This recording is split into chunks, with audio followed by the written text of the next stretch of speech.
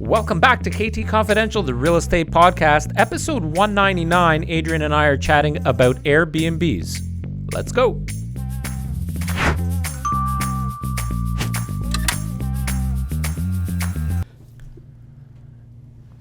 Hello, my friend. Hey, good morning. I'm Sorry, getting right into it. You caught me mid-stretch. My back is killing me. Have you ever been to a chiropractor? No, I'm fearful of the chiropractor. Yeah, I'm considering to go and see one. I've heard good things. But even you ever watch where they put this strap at the base of the neck, the back of the head, and then they like yank it back and pop your neck? It's scary. Yeah, no, that's not what I had in mind. Yeah. I don't know. So today... Yeah, you had heard a conversation on the radio this morning. It's been a hot topic in media, on social, on radio. A few reports were published that Airbnb prices in Toronto are now equivalent to hotel prices. I mean, it kind of makes sense. Because you're getting more, generally. Well, define more. Like, it all depends, I guess, on what you would want in your... Well, you're I getting. don't know if it's a vacation. It could be just a stay, a one-night stay. You could be traveling. It could be a whole sorts of things. You're getting a fully functioning kitchen. Well, I suppose it depends on what you are renting, because there are Airbnbs where it's shared accommodation too. They still do that? Yeah. Okay. Could be a dark dungeony basement. It could be... You don't know what you're getting. Well, I think the appeal in the beginning was often it's cheaper than a hotel. The nice thing about a hotel, like if I rent a room at the Continental breakfast, Fairmont Royal York, the free muffins and orange juice. There's nothing free at the Fairmont, I don't think. I would hope they include breakfast. No, you gotta order room service, man. But there you go. You got the ability to pick up the phone and order food to your room. You can do that with Uber Eats. You got nice clean towels. You got somebody coming and cleaning the place while you're there. You ensure sanitization is up to snuff.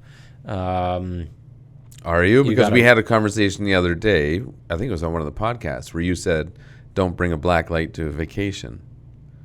Well, that's if I went to your home with a black light, I could assure you I'll find things too. Probably.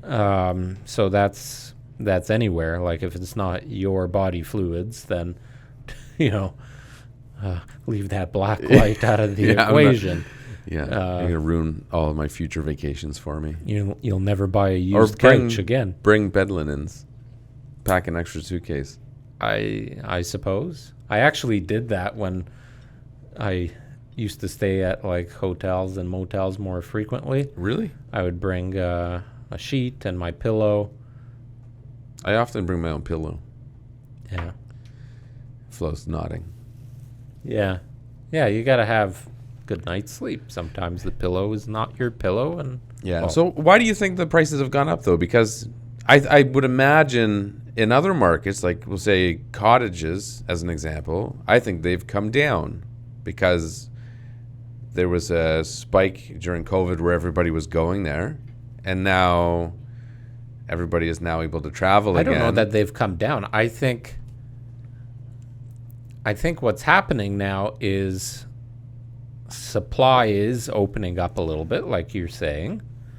So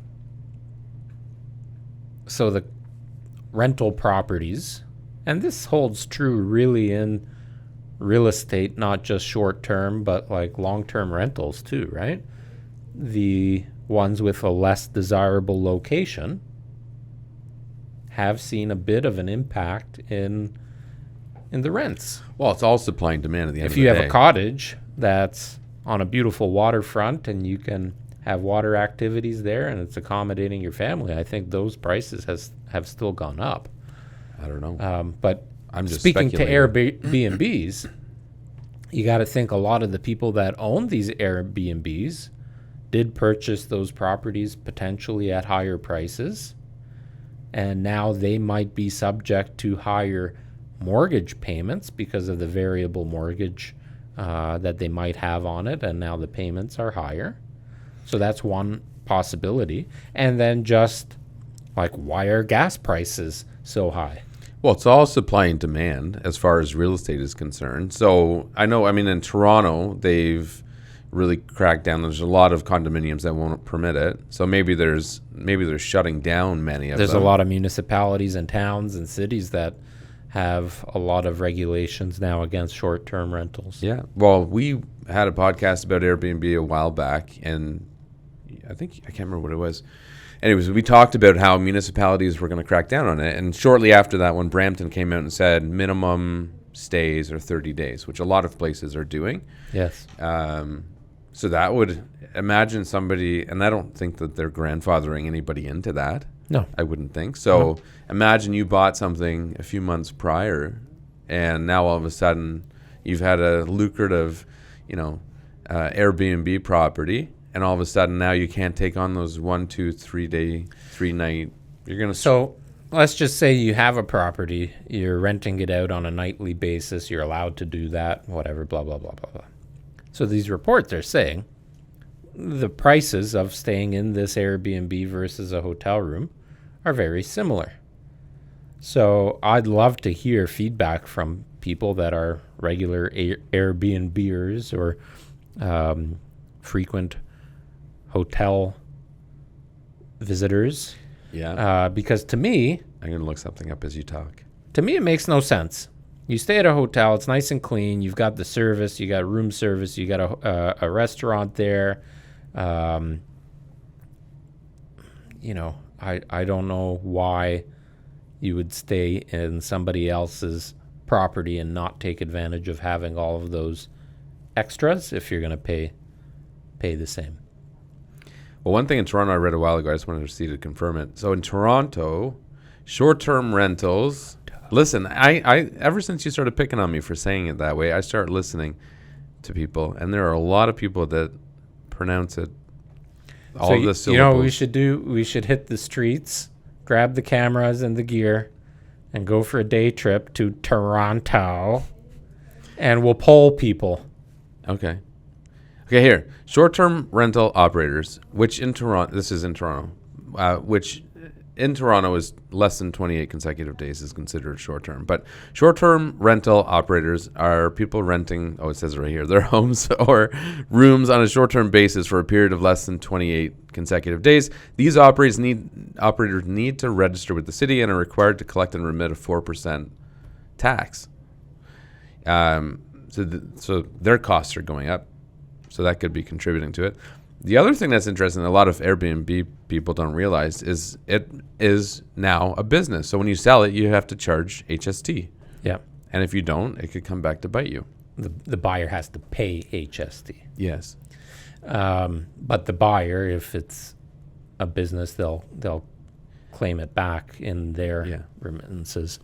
Well, just on that note, if you are thinking or have thought about purchasing a property for the purpose of short-term rental, whether it's Airbnb or not, because Airbnb is the known brand now for that type of accommodation, and they've done a great job in carving that niche out. But there's still a lot of other companies out there that deal with short-term rentals, specifically with cottages, for sure. Yeah, you got little niche markets.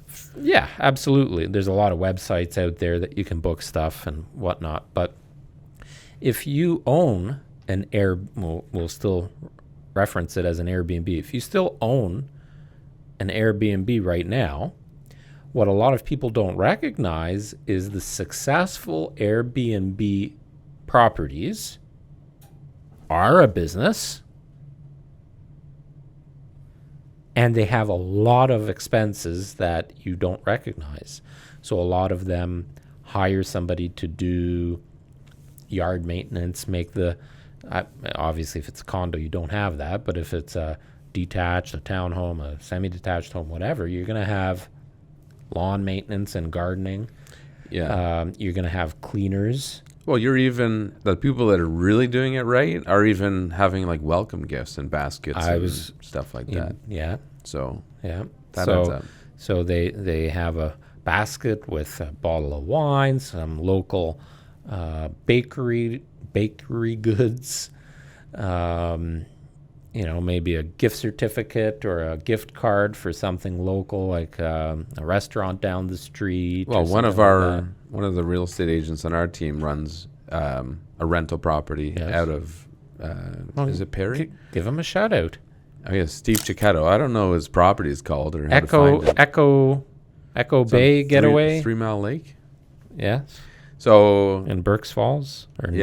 So not only is it hard to find companies up there to do things like lawn maintenance and cleaning, but at the chance, like recently, his cleaner wasn't available, so he had to drive all the way up there to do the turnover. And he's got a big half-ton pickup truck. I can't imagine. He probably went through close to a tank of gas, let alone the time involved in that, right? He took it off of his, maybe it's on his link tree. I'm just creeping him on. Interesting. He took it off of his maybe he's done for the season. Instagram. Maybe he wants to use it. He's been booked up. Here it is. Echo Bay Hideaway. Echo Bay Hideaway. There you go. If you're looking for a little getaway. Just north of Muskoka. Yeah, 3 Mile Lake. It's technically, I think, Emsdale that it's in. It's 4-bedroom, 2-bathroom. That's Four Season too. Lakefront. Yeah. He's had some renters that have gone for 2 weeks, 3 weeks, like a little bit longer term, which is... Yeah. Well, that's what I was going to say too, is Airbnb and all these companies, when people think of it, they think short-term vacation rentals, but there's a huge market for 3 to 6 months, right? Yeah. Like in between closing on properties, stuff like that. Oftentimes... That's actually really big. There is a huge, huge market for that. Yeah. Well, and these are often people that are in dire need of accommodations, whether... Right. And insurance companies too. Furnished accommodations. Yes. Yeah. Houses burning down, needing short-term rental until they get things figured out. Insurance companies probably pay big bucks for that. New immigrants. New immigrants in between closing on new house gets delayed, whatever. Yeah. New people coming for a new job but don't want to buy right away. Yeah. But they also don't want to be committed to a 12-month lease. Spouse cheats on you and you just want to leave. I suppose. I guess. I mean, there's a long list of reasons that somebody would want, we'll call it like a mid-range rental. Yeah. More than a month. I think that's actually more lucrative. I would think so. Because your expenses actually will go down because you're not turning it over as often. Yeah. And if you find a good, we'll still refer to them as tenants. Yeah. Or customers, maybe. Somewhere in between. Yeah, that's a good point. Guests. Because it doesn't... Guests. Well, that's another thing is, and I can't speak to it, but at what point do they fall under the Residential Tenancy Act? I remember reading about this. There was an issue in Hamilton, I think I read. Yes. Somebody didn't want to leave. Yeah. It's a good point. Should look into that to freshen up on and that. And then if you're doing those types of rentals, does it no longer qualify as a business? I just realized I'm chewing gum. I never chew gum during a podcast. I haven't noticed. I don't think you've been chewing like a horse. Right. So there's a lot of things to consider. That's one of my pet peeves. You ever sit down and chat with somebody and they're chewing gum and they chew like a... Yeah, but some people can just manage to pull it off. I don't know. Like I feel like there's some people that can chew like a llama, but it's like you're doing it cool. Like it looks fine. Like do you know what I mean? Is he not one of those people? No. Well, he was chewing politely. I mean, like actually... Anyways, I can't look up the answer to my question on such short notice. But that would be interesting to know. At what point does it become a residential tenant? Yeah. Versus a vacation rental? Because there's a lot of things that change from tax laws to tenancy laws. I wonder what happens. I don't know if anybody that we know personally has experienced that, but maybe somebody listening or watching has. Even if you have a guest in your Airbnb for 2 nights and they don't want to leave. Yeah, I'm sure it's happened. Like, are you calling the cops and saying, hey, they're now trespassing, and kick them out that way? Or like, have they paid? Are they making an effort to pay for another night though? Or are they trying to stay for free? Oh, I don't know. I'm just throwing it out there, all of the scenarios that could happen. Yeah, I wouldn't mind hearing about that. But yeah, I would think that's what you do is call the police. Yeah. Airbnb is not sending a representative. Right. They don't care. Yeah. I don't know. Anyways, it's... Would you ever consider, so we sold our income property on Brossard. Yeah. We've been talking about what our next real estate investment is going to be. We've been in a holding pattern now for a few months as the market stabilized. I think it's stabilized a bit now and has obviously decreased in value. So there are opportunities out there as an investor. Mm-hmm. Would you consider something as an Airbnb property? Where? I don't know. If you were to, where would you? So now you're talking to our potential investors out there too, right? Like, yeah. So I would, but it depends on, like, for me, I'd have to do research to figure out what the market is like locally for that, versus, like, say, more vacation-like, such as a cottage. Right. I would think, like, the idea of a cottage appeals to me if it's the right place that's set up properly. Like, a lot of cottages are higher maintenance in general. Like, every cottage is higher maintenance. Visitors don't know anything about septic systems. They don't know, power's going to go out regularly. They call you and they're like, "Oh my God, my son just flushed a box of crayons down your toilet." Yeah. Yeah. Well, I won't say who, but there was an incident at a cottage many years ago where the owner tells me and laughs about it now, but there was people at the cottage having a big party, and they told him, "Oh, the the toilet's not flushing." So he had to take it all apart. He came in, he took the toilet out. They were flushing condoms down the toilet. Yeah, so it clogged up the system. And it's like, you guys are idiots. Like, coming up here from the city, you obviously don't know anything about septic systems. And that's going to happen. And they don't read anything. They don't read anything. Yeah. Like, all these cottage owners that are running the Airbnbs always have their signs and their booklets and their emails. But okay, so people get drunk. Why? Yeah. In a hotel, you have a concierge and somebody that checks you in and says, the restaurant is down the hall. We have room service available from this time to this time. Your room, you go down this way. Like, they guide you a little bit. And if you have any questions, you can ask or pick up the phone and ask, whatever. With Airbnbs, a lot of them, they'll just send you the lockbox code or tell you where the key is. And you just go and it's free reign, especially with cottages. Yeah. You just go and it's free reign.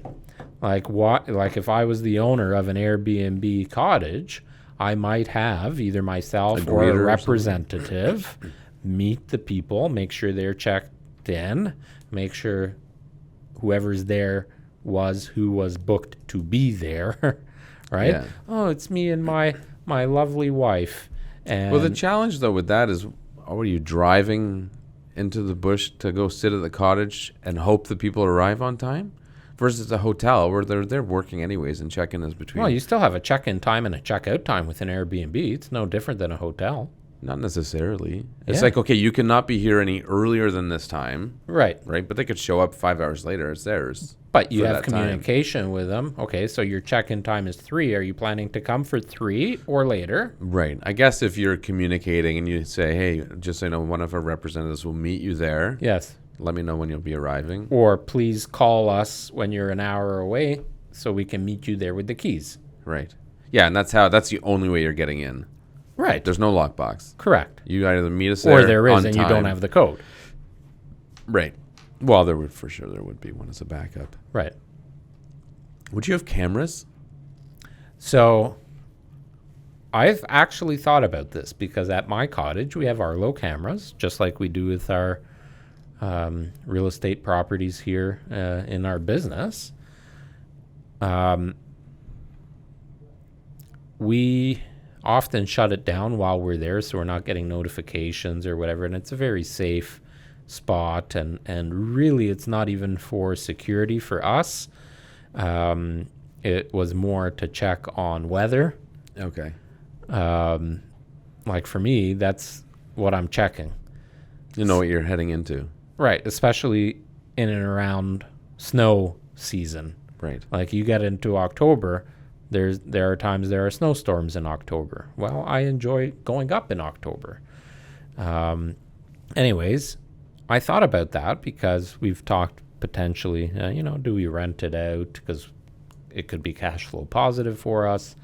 And then I started thinking, well, we've got these cameras, and if people now start using the cottage, it's not our personal cottage anymore, we're renting it out, I would feel less secure about the property. So I would want to keep cameras there. But how would renters feel if there are cameras all over, and even if you tell them they're not on, I wouldn't go somewhere that had cameras unless it was only Right. like on the driveway. Right. Because that's understandable because you want to see who's coming, how many Right. people are staying there. I think a lot of people probably abuse that right.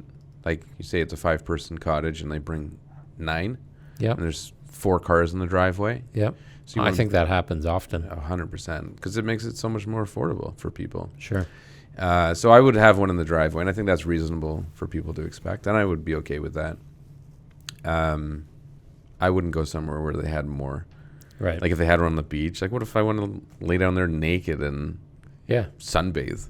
Yeah. Right? So it's kind of creepy. And then there's grilling those sausages again. and then there's the whole other aspect of do you trust these places? Right? Like a hotel, I think you just naturally trust them because it's a company and it's they're trustworthy. But are there spy cameras in the ceiling? All those stories the about lights. like in motels where they have cameras in the fans, Yeah. like in the ceiling, Yeah. or those double-sided mirrors. You watch all those horror movies Yeah. where there's all those things kind of happening. That's actually true. I saw a camera you can get that screws into a light bulb fixture. So, like if you go on vacation, you can take this camera or light bulb looking thing. You screw it into like the lamp beside the bed. Or I guess how would you do that? Because It then has a lampshade. you have a lampshade. I guess you could still hear things. Okay, that's Kind of weird. well. I mean, The idea of it you can intrigued embed me. cameras anywhere now. Yeah, true. Very hard to decipher one of those spy Actually, cams. I would be inclined to do that now when I go away on vacation to bring some sort of camera. Leave it in the room. Because in my room. What do you mean leave it in the room? So I can Oh, see people come, the cleaners and Oh, I whatever, see. the staff coming to. I want to know what they're doing, and now I can know. Well, I remember being on vacation in Mexico, the Blue Bay Getaway. Okay. Not a great, the girl I was dating said, "Hey, do you want to go away?" I said, "Yeah, of course, let's go." And she didn't have a lot of money and didn't want me to pay for anything. So she's like, "Oh, I found this place." And I wouldn't have picked it because, I like to go to more luxurious resorts. Right. If I'm going to go away for 2 weeks in the year, I don't want to go to a 4-star resort personally. I like to eat. I like to drink. I like, to be pampered a bit. Show up to this place and it's massive, but you can tell it was a cheaper accommodation. Anyway, we were having a good time.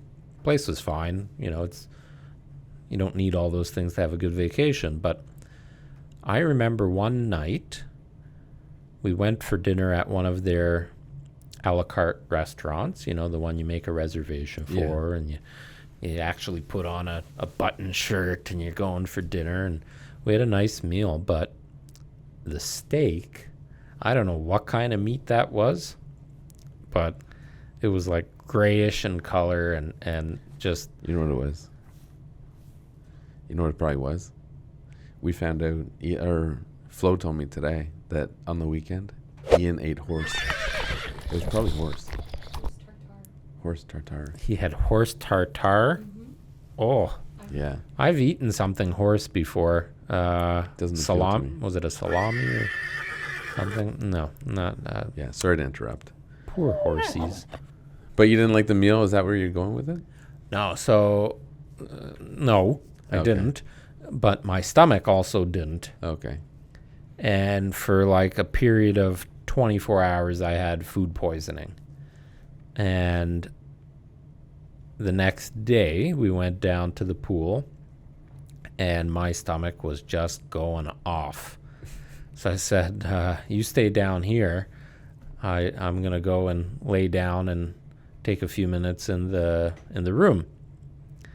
And I get into the room, and the cleaner, who didn't speak a word of English, I caught her sitting on the bed, like at the side of the bed, sitting. And the room was clean and made up. The beds were made, everything, and she was sitting on the bed. And I startled her, and she just whoop, jumped up. And What was she doing? so I couldn't figure that out because she said, okay, and she left. And I asked her something in Spanish, but my Spanish was probably not good enough for her to comprehend what I was saying. And she left. So that afternoon, we went for my birthday. And that afternoon, my girlfriend said, let's take a day trip tomorrow for your birthday. We'll go, I can't remember, it was to go to somewhere, one of those. Snorkeling or something. Yeah, I don't remember what it was. Obviously, really memorable. She said, that's my treat for your birthday tomorrow, is I'll pay for our excursion. Oh, thank you, very nice.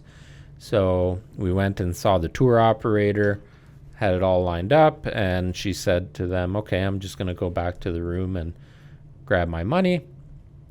She went into her luggage in this like secret compartment with a zipper thing, and inside of that was another compartment with her money in it. So it wasn't in the safe, but it was buried multiple layers in her luggage. Money was gone. Oh my gosh. $600 US. So now I knew why I startled that maid and why she was sitting at the edge of the bed. She'd probably been sitting there for 20, 30 minutes going through her stuff. Yeah. And No longer do you want that turn down service. right. But if we had a light bulb camera, we would have caught it. Yeah. It's a good idea. I can start looking for something. That would have been in 2007. Because most places you have Wi-Fi now, right? 2007. So that technology didn't really exist 15 years ago. Right. Or even you just had something recording locally onto a drive. At least Right. you've got it recorded. Now you can take Arlo camera, connect it to their Wi-Fi. Well, I don't know how it works because you could probably you need only the have hub. access to like one phone or something. Like you're allowed, do you know what I mean? Like if you want Wi-Fi, you can maybe allow your camera to use it, but then your phone won't be able to use it because you only get one login. If that makes sense. I don't think that's a thing anymore. I think so. I saw something recently. I've been looking at vacations that says two Wi-Fi connections or something. Okay. Anyway, there's ways to bring one of those kid teddy bears with the Sure. Yeah. spy cam in it. Yeah. Yeah. Strap Teddy to the headboard. Yeah. That would work. So, anyways, Airbnb prices are going up. Was that Right. the whole premise of this? Yeah. So Airbnb prices in Toronto are now the equivalent of renting a hotel room. I think something is going to break. Either hotels are going to say, screw you guys, we're going to undercut you now and make you look stupid. Or they're going to fight the city and get more rules implemented. Exactly. That's why you can't do the Right. Because at less the end than of the day, 28 who days pays or- more in taxes and who generates more in revenue and taxes? Right.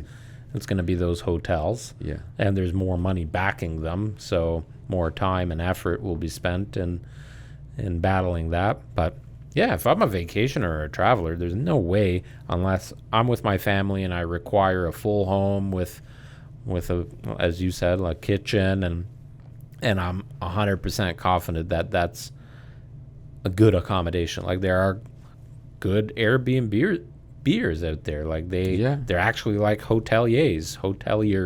Yeah. And do it right. While your brother and sister-in-law, they do it right. You know, their place looks good. It's clean. They've got all the right equipment and amenities. Well, and you should, because you're starting a business. These are your customers. You got to take care of them. Well, but there are a bunch of people out there Sure. that just rent their absolutely disgustingly furnished house. That Make no effort. Make no effort. There's still like body hair all over the bathroom. Yeah. If I would see that, I would lose it, right? Like, Yeah. Well, that exists in every business. There's people that are good, there's professionals, and there's amateurs. so you would buy something like a cottage for Airbnb, Yeah, I think it would be. but nothing in town, like nothing in Milton, Oakville, Mississauga, I think if it was in town, I would focus more on the Gap rental. 1 to 4 months Right. kind of thing, and furnished. So it's sort of like short-term rentals, but not so short-term. We should look into that as an option, because I think there's going to be, especially in Milton, with, you know, all these homes being built over the next 12 years. Mhm. I think there's going to be a lot of people, especially with fluctuations in the market, that they potentially sell before they close on the new house to make sure they have a certain amount of money in the bank. Yeah. And then, you know, the reverse, or actually what's more likely to happen too is, and we've seen a lot of that over the years, the closing date for the new house gets extended, and then potentially you're left without a home. Yeah. Well, and like, more people are selling first, and it gives them options, right? Well, I'm doing a training session next week, or when is it? Tomorrow. With the I hope you're prepared. yeah, I don't even know what day it is. Yeah, that's the kind of training I don't need to prepare for, because it's more educational, based on experience, and it's stuff that I know. But you know, we're going to be talking about pre-construction versus resale, pros and cons, and how to represent somebody on pre-construction and all that. But you're leaving yourself exposed, right? And anyway, I think we're going to see a lot of options or opportunities for that kind of a rental. So Yeah. Well, this year more than any, I can recall numerous occasions where people contacted me asking about short-term rentals. you see it all the time. We've on, also on some of the Facebook groups. Yeah. Well, we're also we do a lot of leases. We'll do about 100 leases this year. So I get calls on some of our listings. I had a call on one a week ago, and the guy is doing an internship at BlackBerry, which I didn't even know they were still around. And It's like a team of 3. yeah, and he wanted some. What is BlackBerry developing right now? No idea. Can't be phones.